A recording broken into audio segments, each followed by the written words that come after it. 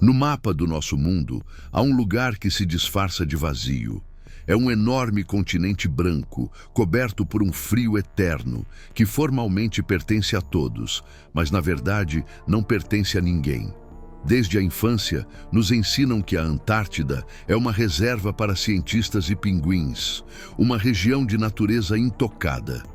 Mas se realmente não há nada lá além de neve e gelo, por que essa área de terra é protegida com o mesmo rigor, ou até maior, do que as fronteiras das potências nucleares? Qual é a razão pela qual o Tratado da Antártida, assinado em meados do século passado, nos proíbe de nos aproximarmos de determinadas coordenadas sob pena de uma ameaça que pode ser comparada a um tribunal militar? Nos arquivos dos serviços secretos de todo o mundo foram guardadas durante décadas pastas com a classificação ultra-secreto, que ligam este continente aos acontecimentos mais sombrios e misteriosos da história da humanidade. O rasto remonta a meados do século passado, quando toda uma frota de submarinos alemães desapareceu sem deixar rasto. E alguns anos depois, um poderoso grupo militar americano, que chegou lá com a intenção de entrar na guerra, recuou em pânico, perdendo os caças mais modernos em um confronto com o que eles chamaram de ar. Estamos acostumados a nos considerar os donos deste planeta. No entanto, na verdade, vivemos no teto de um bunker gigante. E aqueles que habitam lá embaixo podem em breve perturbar nossa paz. Hoje vamos quebrar o silêncio, abrir a pasta secreta Base Secreta 211 e descobrir por que o acesso a esse mundo gelado pode se transformar em uma catástrofe para toda a humanidade.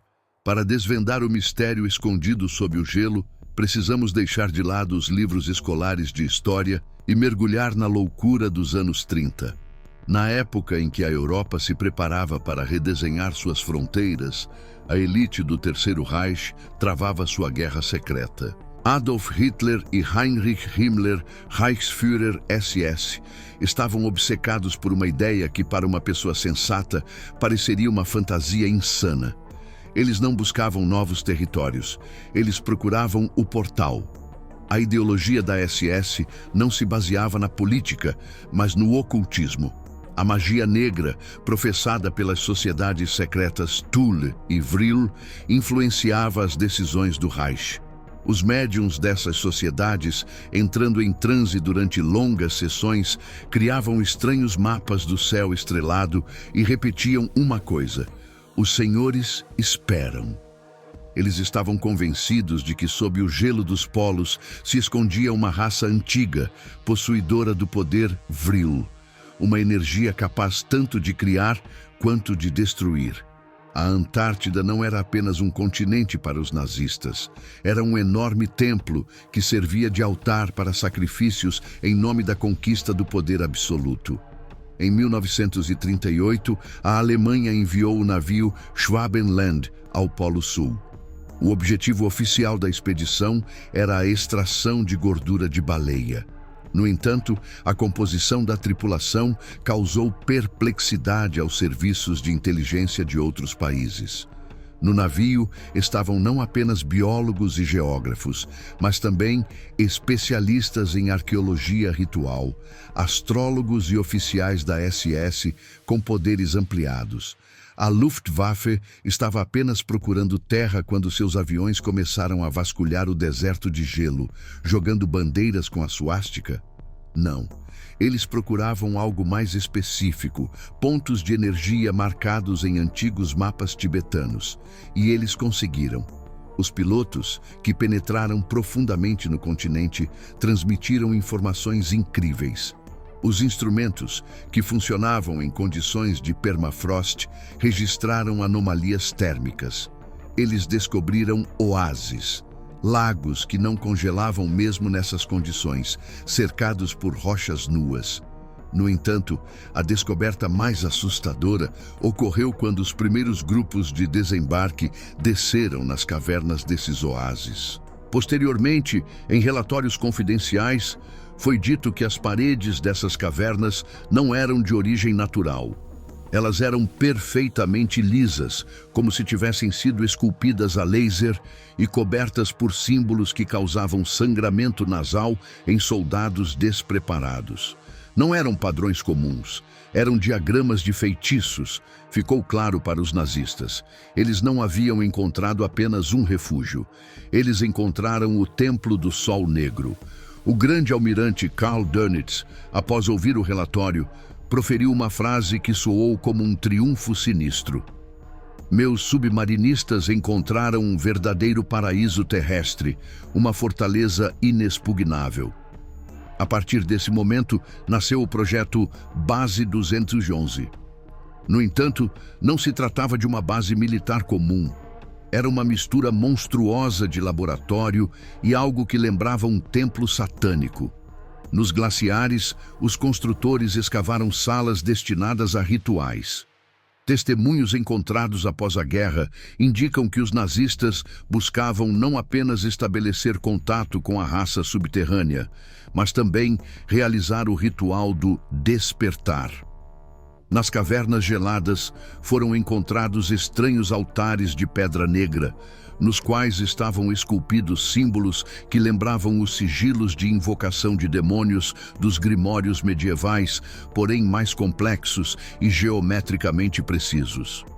Eles estavam convencidos de que, derramando sangue suficiente no lugar certo, a parede de gelo se destruiria e os deuses viriam à luz. Em 1945, no auge do incêndio em Berlim, o convoio do Führer, mais de 100 submarinos modernos, desapareceu do porto de Kiel. Seu destino era a Antártida. Anos depois, os capitães interrogados lembravam-se com apreensão de sua carga. Não eram apenas barras de ouro. Nas caixas de chumbo, das quais vinha um zumbido sinistro de baixa frequência, estavam os sacerdotes da Ordem da Pedra Negra, pessoas que nunca apareciam em público e escondiam seus rostos atrás de máscaras. Dizem que o submarino U-977 transportava o artefato mais temível do Terceiro Reich, a chamada Pedra de Ishtar, que, segundo rumores, era capaz de concentrar energia psíquica para sacrifícios em massa. A nova Suábia não se rendeu. Ela mergulhou no silêncio. Os nazistas não se esconderam sob o gelo apenas para sobreviver. Eles partiram para concluir o ritual iniciado na Europa, mas não concluído. E quando a noite polar chegou à Antártida, luzes sobrenaturais se acenderam em suas profundezas geladas. As superpotências, comemorando a vitória, nem suspeitavam que a verdadeira guerra, a guerra pela própria alma da humanidade, estava apenas começando e que o inimigo agora se escondia além do alcance de seus bombardeios. O ano era 1947. O mundo, que acabara de passar por uma guerra, banhava-se em triunfo, mas em Washington a euforia deu lugar a um horror gelado e pegajoso. A inteligência americana, examinando os restos dos arquivos nazistas, descobriu algo que gelou o sangue nas veias. O colossal e ultra-secreto Convoque do Führer, mais de 100 submarinos novos, desapareceu sem deixar vestígios, rumando para o sul. Ao examinar isso, eles compreenderam. Hitler não havia simplesmente desaparecido. Para uma fortaleza gelada que permaneceu intacta, ele transferiu a parte mais perigosa de seu império, batizando-a de Nova Suábia. Os Estados Unidos responderam imediatamente ao desafio. Sob o pretexto de uma missão científica com o nome de código High Jump, salto alto, uma poderosa armada, comparável em escala à frota de invasão, rumou para as costas antárticas. Não era uma expedição comum. Era uma operação militar em grande escala, liderada pelo herói nacional, o famoso explorador polar, almirante Richard Byrd. Ela contava com 4.500 fuzileiros navais, o porta-aviões almirante Philippine Sea, contra-torpedeiros e um submarino. Não havia nenhum biólogo à procura de pinguins nesta frota. No campo, restavam apenas máquinas de guerra cheias de medo. As primeiras semanas passaram-se num silêncio sufocante, semelhante ao de um túmulo. Os navios, presos pelo gelo, lutavam não contra submarinos alemães, mas contra a própria natureza do continente gelado. Os pilotos de reconhecimento, ao retornarem aos navios, falavam de pontos brilhantes que se moviam sob uma camada de gelo de muitos quilômetros, em vez das névoas habituais. As bússolas pareciam perder a orientação. Suas agulhas giravam como se estivessem hipnotizadas por alguma força misteriosa. O mundo gelado observava silenciosamente seus visitantes inesperados. Em 26 de fevereiro, o inferno começou. Ele não surgiu do céu, mas debaixo d'água, das profundezas geladas, para onde os submarinos nazistas haviam se dirigido. A superfície do mar de repente borbulhou, como se tivesse sido aquecida por uma enorme caldeira invisível.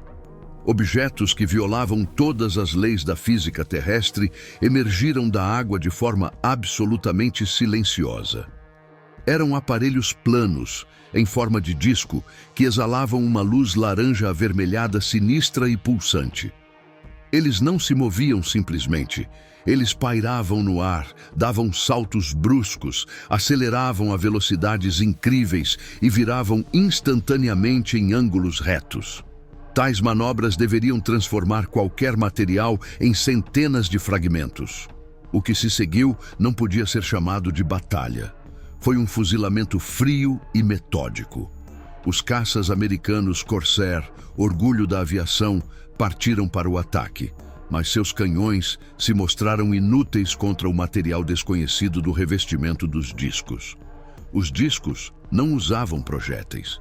Eles emitiam raios. Testemunhas oculares os chamavam de canhão sônico ou raios da morte.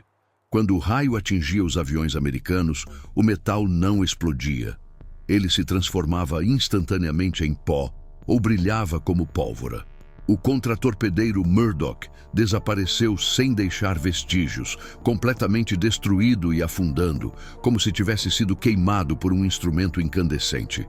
O almirante Byrd, estando na ponte de comando de seu navio almirante, viu em um curto espaço de tempo sua poderosa armada se transformar em um pequeno navio indefeso. Ficou claro para ele que eles não estavam lutando contra os remanescentes do Reich, mas contra uma força para a qual a bomba atômica era uma arma elementar. A operação, que deveria durar 8 meses, foi encerrada em 2 semanas. Os remanescentes danificados e trêmulos da frota fugiram, deixando para trás equipamentos, armas e toda a esperança. No entanto, o pesadelo pessoal do almirante Byrd estava apenas começando.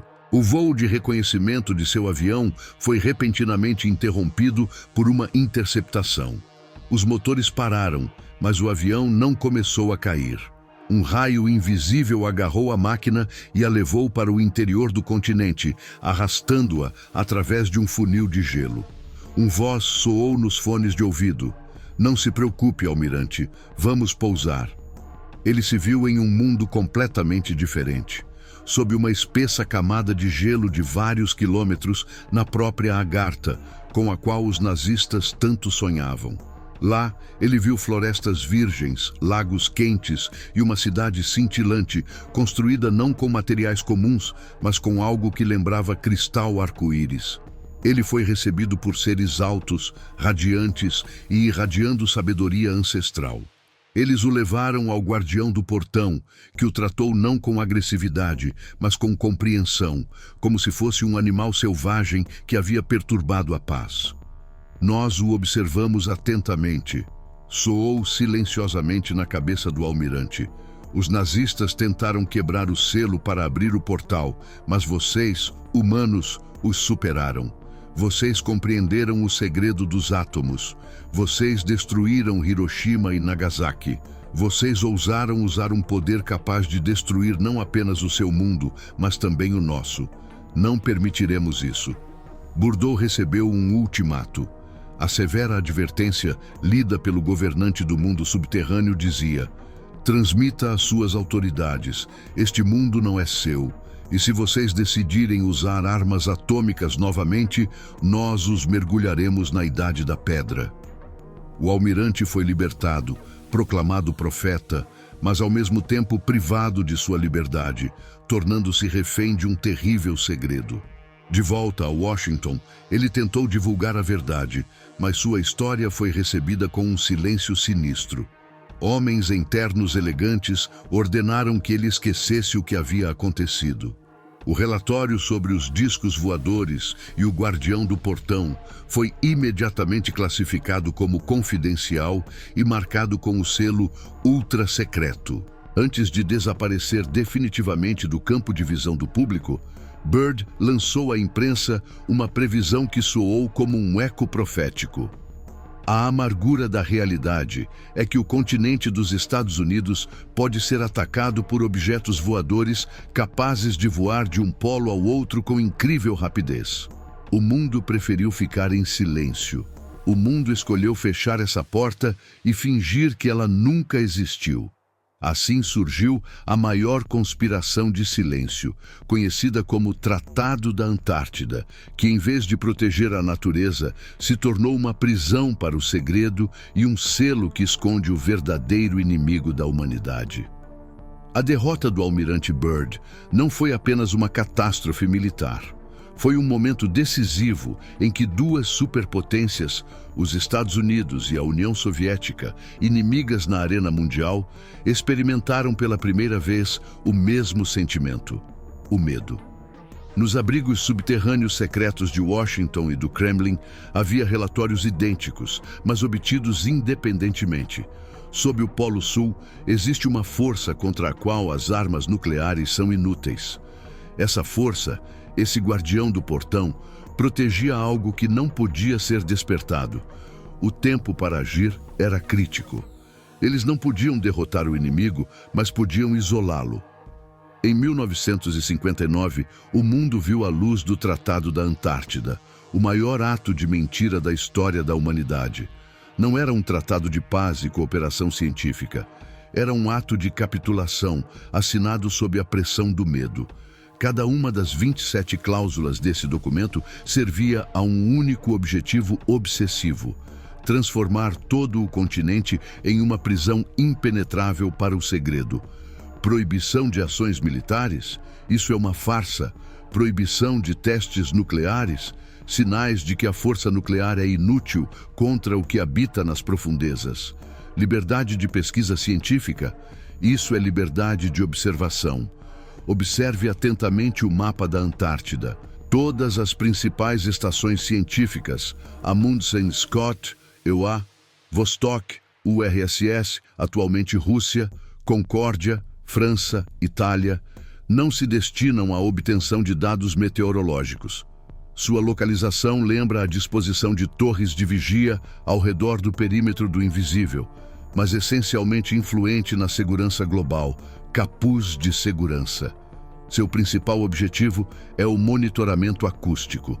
Durante anos, as estações perfuram poços profundos no gelo, mas não em busca de micro-organismos. Elas procuram o pulso. Ao longo de muitos anos, cientistas de laboratórios secretos registram fenômenos inexplicáveis. Não se trata de atividade sísmica comum. É um zumbido rítmico de baixa frequência que emana debaixo do gelo, de uma região conhecida como Nova Suábia. Este zumbido não obedece às leis geológicas. Não é um fenômeno aleatório. Assemelha-se a um tambor de guerra, batendo em um ritmo assustador e predeterminado. Pesquisas mostraram que a frequência deste zumbido não tem paralelo na Terra. É o som da chamada, herdado do terrível projeto nazista Base 211. Seus rituais, seus altares de pedra negra, todos esses elementos deixaram uma marca indelével na estrutura do continente. Eles encheram o continente com sua fé insana, e agora essa fé está saindo do controle. Em cada estação polar, há gravímetros e magnetômetros supersensíveis. Eles registram um fenômeno que a mídia mundial explica como aurora boreal. Na verdade, é uma explosão energética. Em momentos específicos, um poderoso campo magnético escuro irrompe sob a coroa de gelo, coincidindo com as datas dos rituais ocultistas realizados pelos nazistas. Os especialistas chamam esse fenômeno de sopro do abismo. Invisível ao olho humano, mas perceptível para os aparelhos técnicos. E a cada ano ele se intensifica, se manifestando cada vez mais claramente, como se algo enorme estivesse despertando de um sono glacial secular. Em 2014, ocorreu um incidente que pôs fim à ilusão de controle. O evento foi imediatamente classificado como secreto sob o nome de código Projeto Sigil. Finalmente, uma equipe internacional de perfuradores que trabalhava perto da estação Vostok se deparou com o que todos temiam. A quase 4 quilômetros de profundidade, eles perfuraram a camada de gelo e penetraram no interior de um artefato misterioso. Eles esperavam encontrar um lago antigo. No entanto, em vez de água, sua broca atingiu a cavidade. A comunicação foi interrompida. Enviada 3 dias depois, a equipe de resgate descobriu o que não deveria estar lá. Dentro da gruta de gelo estavam os restos da base 211. Mas não eram ruínas comuns. Era uma cripta, perfeitamente preservada, como se o tempo tivesse parado sobre ela. Lá dentro, iluminado por lanternas de emergência, era possível ver o altar da Pedra Negra, coberto por sigilos misteriosos, mencionados nos relatórios secretos dos nazistas. No entanto, a descoberta mais assustadora não foi essa. Ao redor do altar, no chão, foram encontradas pegadas. Elas não foram deixadas por pessoas. A análise mostrou que eram restos orgânicos, mas sua estrutura era tão incomum e complexa que os instrumentos não conseguiam determinar seu tipo. E o mais terrível, as marcas não levavam à saída, mas à parede. Aquela parede rochosa perfeitamente lisa que se estendia para o interior do continente. Perto do altar, petrificado em um bloco de gelo, estava um homem. Não era um soldado alemão, mas um cientista americano da primeira equipe de perfuração, desaparecido há 3 dias. Seu rosto estava distorcido por uma expressão de horror tão selvagem que os médicos não conseguiram encontrar palavras para descrever. Mas o mais importante era que a morte não tinha sido causada pelo frio. Não havia nenhum dano externo em seu corpo. Seus órgãos internos pararam, como se o corpo tivesse sofrido um salto colossal no tempo, transformando-o em um ser inanimado. Em seu peito, gravado com suas unhas ensanguentadas, havia um único símbolo monstruoso, o sigilo do desafio. O ritual nazista realizado décadas atrás não deixou apenas uma marca indelével na pele do homem. Ele penetrou a própria terra, contaminando-a com sua energia maligna. Ele criou um farol mental que ganha vida em circunstâncias especiais. E esse farol foi acionado. Tudo o que se seguiu, aquecimento global, derretimento das geleiras, relatórios climáticos alarmantes, tornou-se uma cobertura. O problema não são os gases de efeito estufa, mas o fato de que a geleira, que por séculos desempenhou a função de selo, está derretendo por dentro.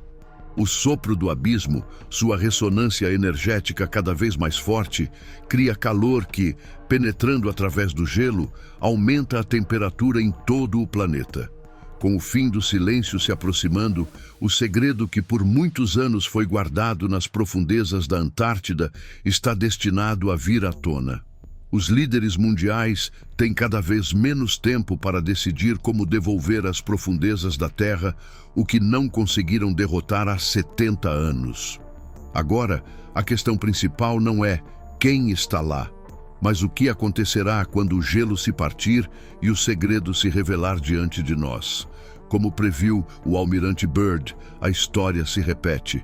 A guerra que temíamos não começou com os russos ou os americanos. Ela começou com a sombra sob o gelo, enquanto as principais potências mundiais tentavam esconder o crescente pulso da antiguidade, encobrindo-o com notícias falsas sobre mudanças climáticas. A Antártida começou a remover ativa e visivelmente o selo. A prova mais convincente do fracasso do ato de capitulação de 1959 foram as imagens de satélite.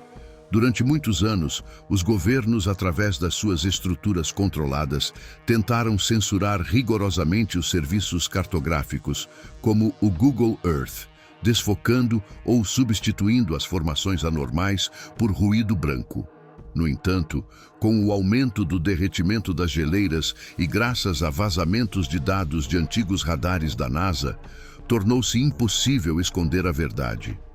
Entre 2014 e 2016, cientistas independentes, analisando dados de varredura a laser, fizeram descobertas chocantes.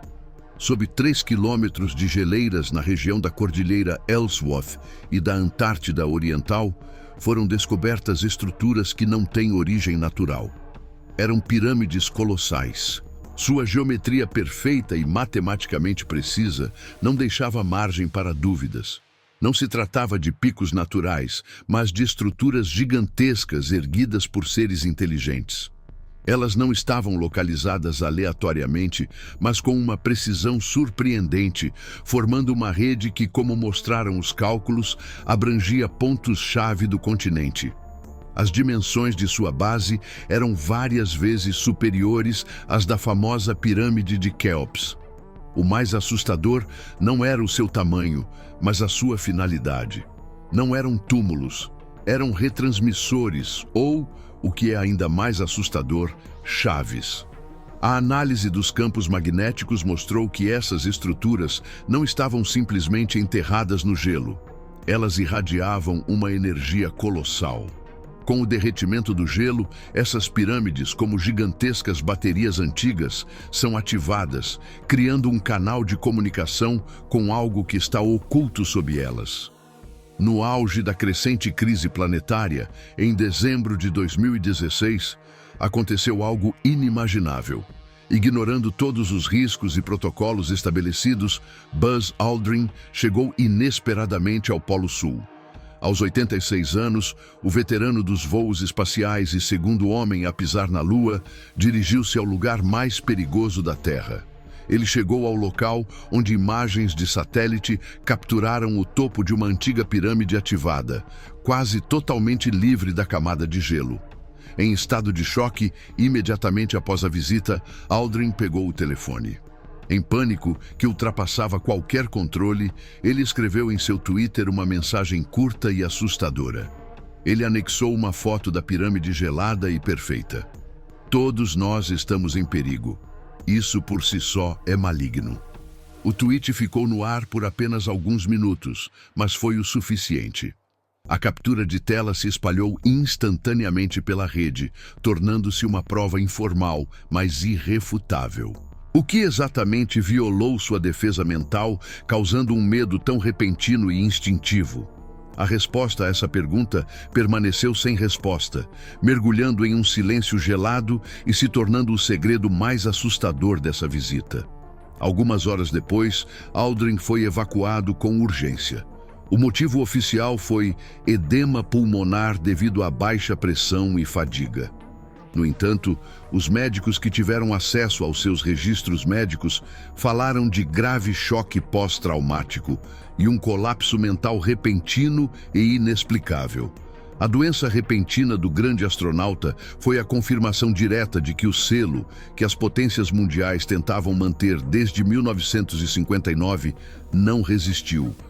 Ele foi o primeiro a se tornar publicamente vítima do mal que começou a penetrar em nossa realidade. As portas estão abertas. Agora, a questão não é o que está dentro, mas quando ele aparecerá. Ao começar esta história, buscávamos quebrar o selo do silêncio. E ao concluí-la, nos convencemos. O mistério da Antártida não é apenas um enigma do passado, mas nosso destino, que só agora começa a se desenrolar.